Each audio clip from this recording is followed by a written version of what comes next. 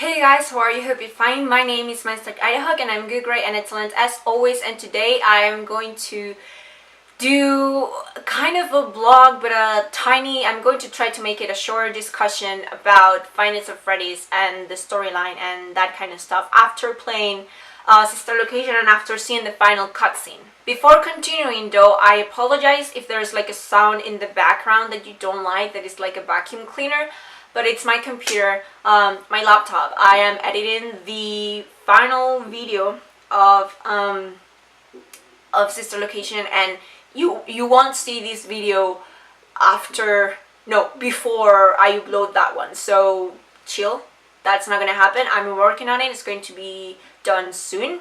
And yeah, I'm going to begin. Alright, so in my last video of Sister Location, I said at the end that a while ago I posted something on my Tumblr about a theory of Purple Guy. I don't remember exactly what details I said about that theory, but I found it and I want to read it, and I want to post this video so people know, so people can hear my theory and they know that I said it first.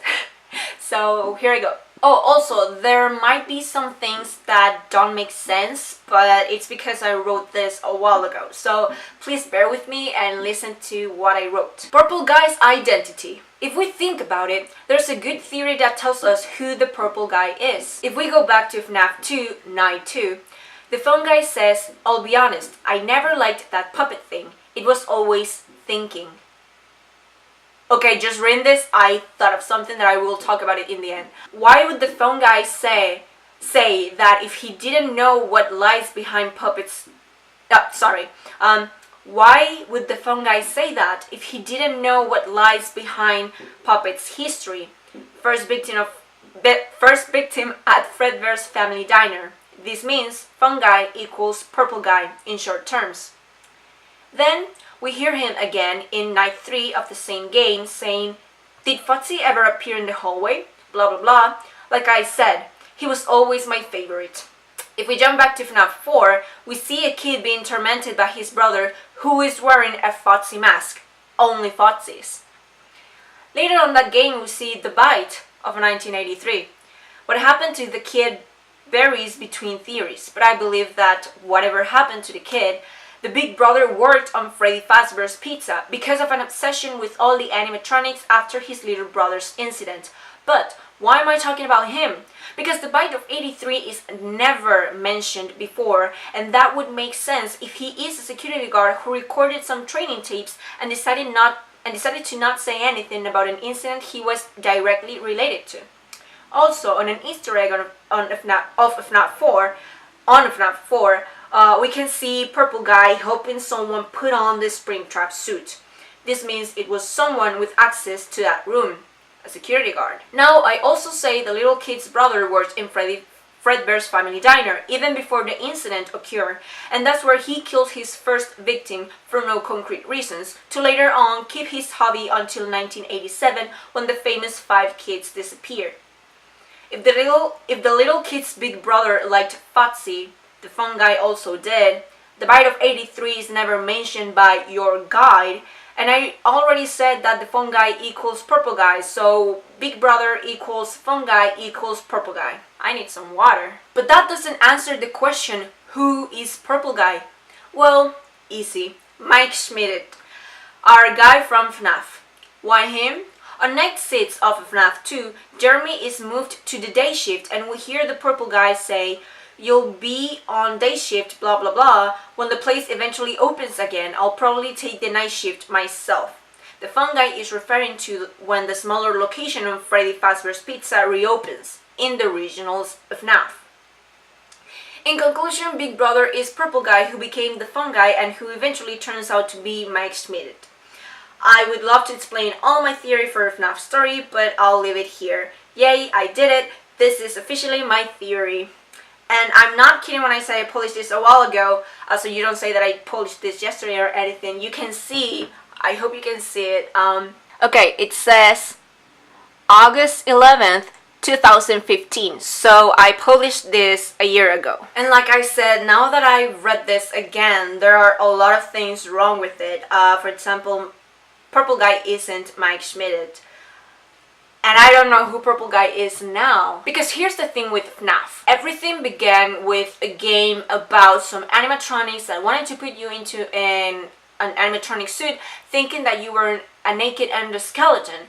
And later on you discover that these animatronics were or might be possessed by the spirits of children that were brutally murdered by this guy that apparently worked there and used one of the suits to lure them into a back room of the restaurant. And that was it. A lot of people were making theories about that, and a lot of people concreted that that's what happened. And I agree with them, but then FNAF started to develop into this thing that it is more about knowing who Purple Guy is than anything else. And this is the thing that worries me. I read the book, Silver Eyes, and I read it thinking that it was going to give me some answers, but then I discovered that it wouldn't, that it's canon, but it's like a different way to tell the story. So things that happen in the book make no sense with things that happen in the games, and that's when the confusion comes, because from the book we got the name William Afton.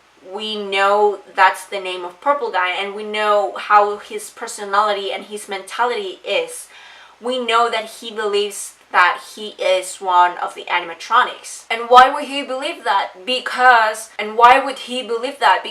if we go back to FNAF 3, in which we see the minigame of him being trapped into a spring trap, and then there's a lot of blood, we actually don't see him die. So in the book it is implied that he has scars all over his face, so all over his body, so it is implied that he might have gone into one of these Springlock suits and something went wrong, and he survived.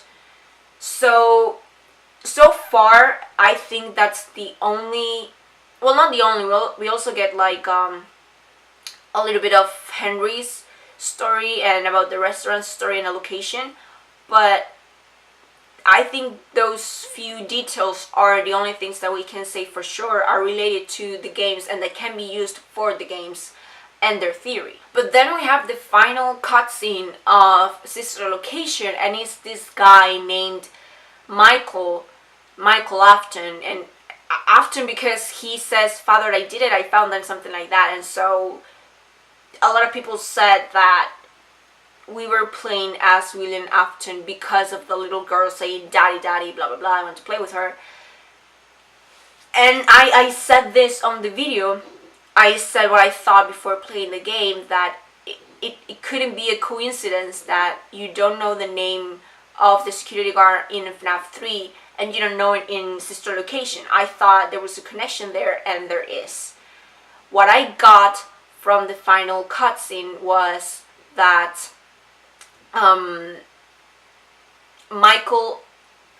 here's the thing that confuses me.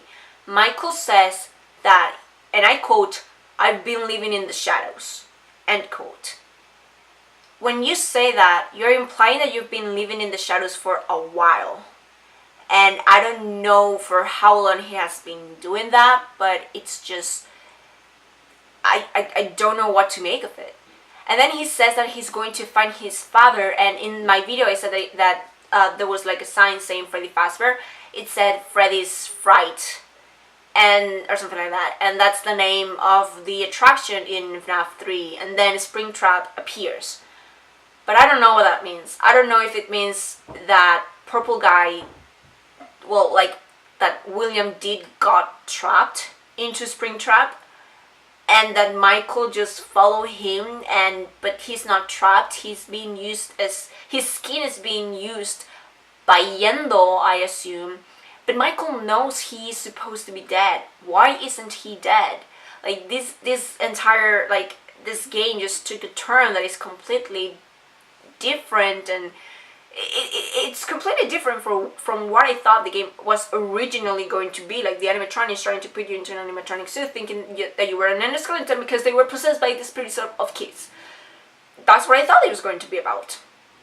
But now we have this family dispute about a father that lost, he had 3 children, he lost 2, I assuming on the same day. And because, and I said this on my video, because his older son was responsible of his younger son's death, then William made him try to put them back together. Because if we assume that purple guy survived being trapped into Springtrap and he believes he's one of them, he thinks that it is possible to bring people back to life, and Michael is now the living proof of that. But also at the end of the cutscene, Michael sounds more animatronic-esque than human. Maybe, I don't know what's going on, but I think William made him make up for his mistake, and Michael did, and this happened to him, and now he's going to look after his father.